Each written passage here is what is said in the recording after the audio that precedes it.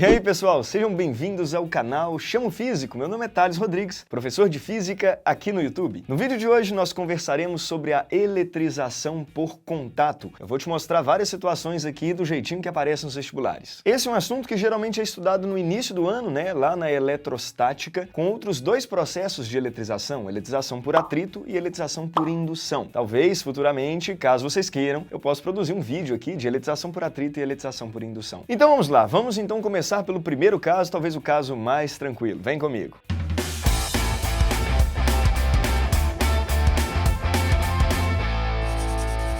Chamo Físico!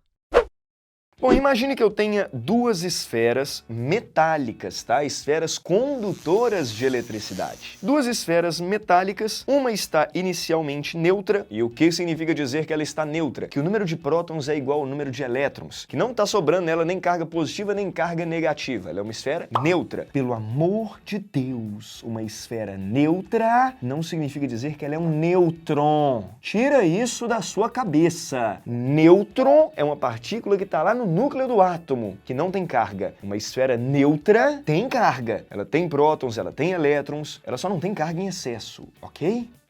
Bom, então nós temos uma esfera neutra e uma esfera que está eletrizada positivamente, o que significa dizer que ela perdeu elétrons e estão sobrando cargas positivas. Suponha ela com uma carga de mais 8 microcoulombs. Esse micro representa 10 a menos 6 do coulomb, muito utilizado na eletrostática. Bom, então a situação é essa. Duas esferas metálicas, uma neutra, outra eletrizada positivamente. E aí o que eu vou fazer?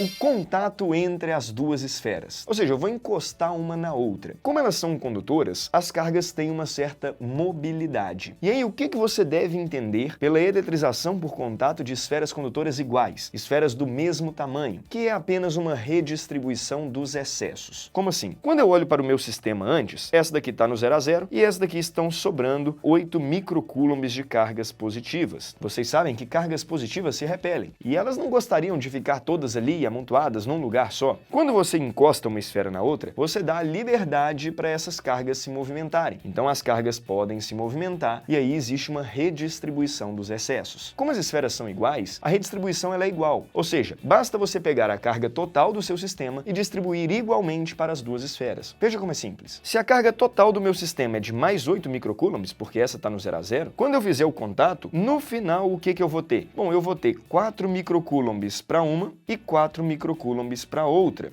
Então, após o contato, eu tenho uma redistribuição dos excessos. 4 microcoulombs para uma, 4 microcoulombs para outra. Eu simplesmente peguei a minha carga total e distribuí igualmente para as duas esferas. Muito simples, né? Só que aqui tem um detalhe conceitual que vale destacar. O aluno Juninho, quando ele olha para esse desenho, ele acha que o que aconteceu foi o seguinte. Aqui tinham 8 microcoulombs, aqui tinha 0. Então 4 daqui, 4 carguinhas positivas daqui migraram para cá. 4 microcoulombs daqui vieram para cá. É muito tentadora essa ideia, porque ficou 4 para um, 4 para outro. Entretanto, é preciso lembrar que cargas positivas, os prótons, não se movimentam. E esses estão presos aos núcleos dos átomos. O que se movimenta aqui são os elétrons. Então, na verdade, o que aconteceu aqui? Quando você fez o contato, alguns elétrons saíram daqui e vieram para cá. E observe, quando os elétrons se deslocam nesse sentido, esses elétrons acabam matando algumas cargas positivas que estavam sobrando aqui, e aqui desse lado, como estava no 0 a 0, perdendo elétrons, fica positivo. Então esse cara fica menos positivo e esse cara acaba ficando positivo. Entende? O que existe aqui então é um movimento de elétrons e não um movimento de cargas positivas. Quem se movimenta é elétron. Lembre-se disso. Então pronto, pegamos o primeiro caso da eletrização por contato. Esferas iguais. Pega a carga total e distribui igualmente para as duas. Agora, deixa eu rabiscar no cantinho aqui umas outras situações só para ver se você entendeu mesmo. Imagine que eu tenha, por exemplo, inicialmente uma esfera com mais 4 microcoulombs e a outra com menos 2 microcoulombs. Vou fazer o contato das duas esferas. Uma está positivamente eletrizada e a outra negativamente, já inicialmente. Quando eu fizer o contato das duas esferas, qual é a carga final de cada uma? Se elas são esferas iguais, basta pegar a carga total e distribuir igualmente para as duas esferas. Lembre-se que quando você olhar a carga total, você tem que levar em consideração o sinal. Então, mais 4 e menos 2, a carga total é mais 2. Mais 2 distribuído para as duas esferas, mais 1 microcoulomb, mais 1 microcoulomb. Então, esse seria o resultado da eletrização por contato. Então, bem simples. Pega a carga total, levando em consideração o sinal, e distribui para o número de esferas envolvidas naquele contato. Você deve ter percebido, então, que no final da eletrização por contato, as esferas saem com cargas de mesmo sinal. Nesse caso, mesmo módulo e mesmo sinal. Essa é uma característica da eletrização por contato. As esferas ficam com cargas de mesmo sinal e, portanto, no final do processo existe uma repulsão entre elas, porque positivo com positivo, você sabe, repele. Então pronto, vamos para a segunda situação da eletrização por contato, ficando um pouquinho mais radical. Vem comigo.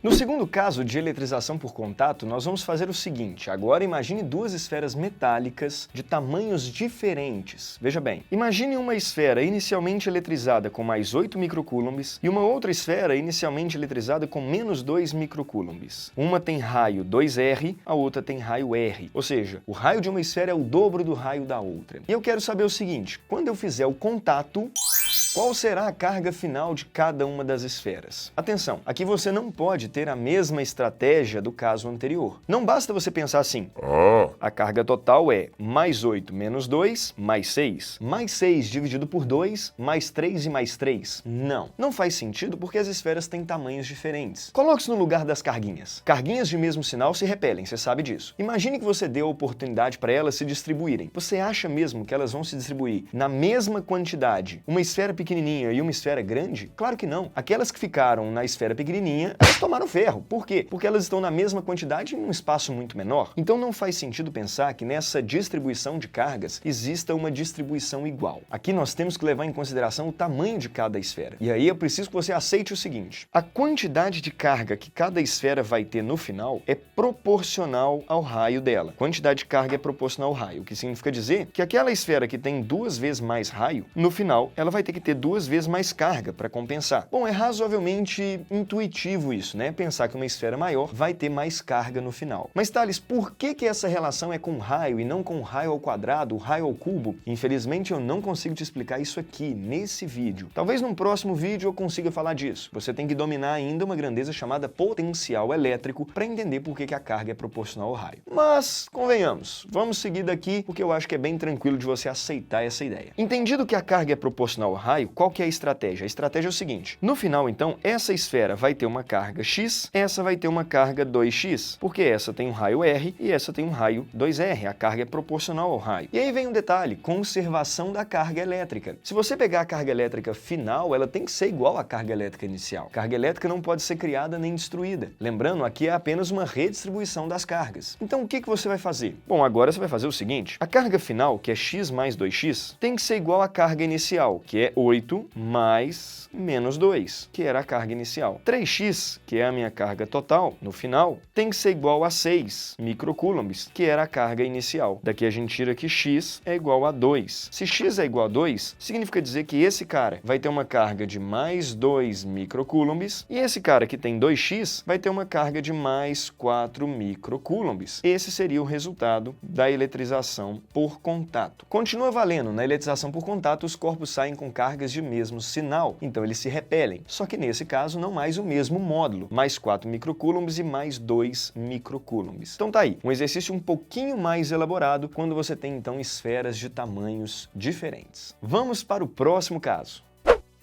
No terceiro caso, agora nós faremos um contato especial. Não será bem um processo de eletrização por contato. Na verdade, o contrário, você vai perceber que no final o corpo sairá neutro. O que nós vamos fazer agora? Nós vamos fazer o contato entre uma esfera eletrizada e a Terra. Isso mesmo. Observe o desenho. Imagine então que eu tenho uma esfera inicialmente eletrizada, positivamente, estão sobrando cargas positivas nela, e aqui nós temos inclusive um suportezinho isolante, beleza? O que eu vou fazer então? Eu vou fazer o contato dessa esfera com a Terra. Eu poderia simplesmente encostar essa esfera no chão, ou então eu poderia fazer esse contato através de um fio condutor. É o que eu vou fazer. Então eu vou pegar um fio condutor aqui assim, ó, e vou conectar esse fio entre a esfera e a Terra. Observe o símbolo que eu estou utilizando. Esse símbolo significa dizer que está ligado à Terra. Eu não tenho que desenhar a Terra aqui, porque senão não vai caber no meu quadrinho aqui. Esse é o símbolo que a gente chama de aterramento, ligar um corpo à Terra. Bom, entenda que esse é parecido com o caso anterior. Quando você liga a esfera à Terra, de certa forma é um caso entre duas esferas de tamanhos diferentes, a esfera e a Terra. Só que não é que os tamanhos são diferentes, os tamanhos são absurdamente diferentes. Você está pegando então uma esferinha e a Terra, olha para o tamanho da Terra. Você viu no caso anterior que quem tem mais raio tem mais carga no final do processo, não é isso? Como a Terra tem um raio muito maior do que a esfera, no final a Terra vai ter que ter uma carga muito maior do que a esfera. Aí, Thales, mas muito maior quanto? Toda a carga. Então, no final das contas, toda a carga elétrica em excesso fica para a Terra. E a esfera, portanto, sai neutra do processo. É isso que acontece quando você liga um corpo à Terra. Os corpos, eles tendem a ficar eletricamente neutros. Mas aí vem um questionamento. Na minha situação, para essa esfera ficar eletricamente neutra, as cargas positivas vão descer pelo fio Terra? Não. Lembre-se que cargas positivas não se movimentam. O que acontece é que, na verdade, são elétrons. Elétrons é que sobem pelo fio Terra. Lembrando que fio Terra é o nome que a gente dá a esse fio, então, de ligação da esfera com a Terra.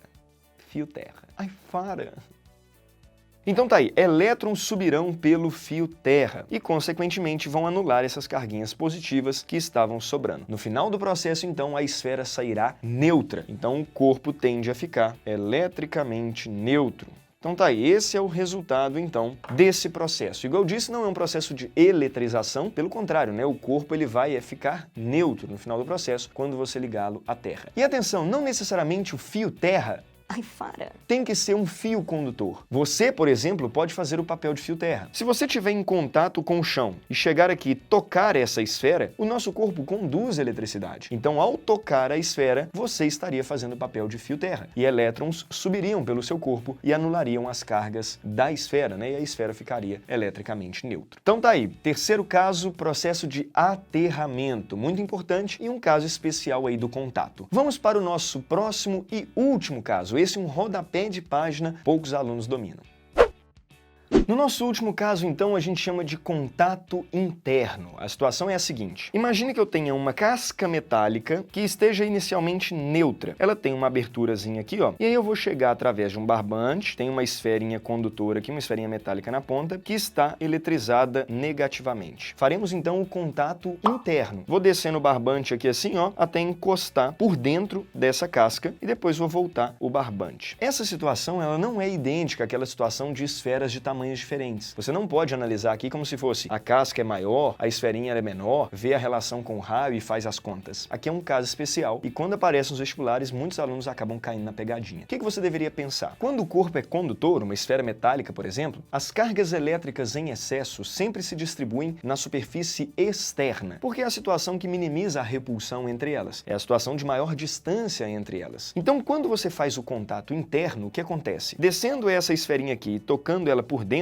nessa figura, é como se isso daqui fosse um corpo só, casca e essa esferinha. Inclusive, vou até fazer assim, ó, como se fosse um corpo só. Então pronto, é como se fosse um corpo só. E aí, o que acontece? Você sabe que a carga total do sistema, bom, já que esse cara aqui estava neutro e esse cara eletrizado negativamente, a carga total do sistema era justamente a carga que esse cara tinha. Quando você toca por dentro, esse cara passa a ser um corpo só, igual eu disse, a carga elétrica em excesso, ela se distribui na superfície externa. Então, toda a carga elétrica em excesso vem para cá, ó, para a superfície externa. Quando você tirar o contato interno, qual que vai ser o resultado para a esferinha de dentro? Bom, a esferinha de dentro estará neutra. A esferinha de dentro ela fica neutra porque toda a carga elétrica dela ficou na superfície externa da casca. Então, por exemplo, se a questão diz, inicialmente essa esferinha tem uma carga de menos 8 microcoulombs. No final, a casca tem menos 8 microcoulombs e a esferinha fica neutra. Ah, Thales, mas e se a esferinha e a casca estiverem eletrizadas inicialmente? Não tem problema. Olha a carga total, levando em consideração o sinal, e no final, toda essa carga estará na casca e a esfera sempre sairá neutra. Então atenção, no contato interno, a esfera de dentro sempre sai neutra, porque a carga total fica distribuída na casca, na superfície externa. Então esse é um caso especial, não sei se você já conhecia esse caso, se não, deixa o comentário aqui falando se valeu a pena assistir esse vídeo.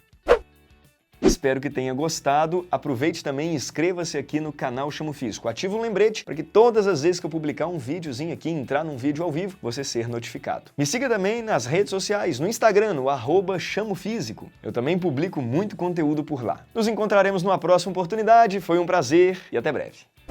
E minha camisa para esses vídeos, vocês gostaram? Arreda, né? Bem mineiro, né? Arreda. Você utiliza a palavra arreda no seu cotidiano? Arreda. Eu sou mineiro. Uai, arreda. Sabe o que significa? Manda pra mim aqui nos comentários. Arreda. Reda balaço. Você é doido? Ei!